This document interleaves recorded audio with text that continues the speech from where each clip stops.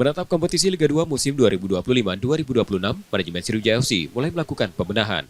Salah satu langkah yang diambil kembali memaksimalkan peran pemain lokal dalam skuad utama. Kebijakan ini sejalan dengan komposisi tim musim lalu, di mana Sriwijaya FC banyak diperkuat talenta lokal asal Sumatera Selatan. Kedepan manajemen berencana menambah porsi pemain muda daerah untuk membentuk tim yang solid dan penuh semangat juang. Manajemen Sriwijaya FC juga mengungkapkan musim ini tidak mematok target tinggi. Mengingat persaingan yang ketat, mereka menyadari perjuangan untuk promosi ke Liga 1 bukan hal mudah. Bertahan tapi udah berikan habis. Rasanya kalau mau langsung Liga 1 sih berat juga nggak masalah.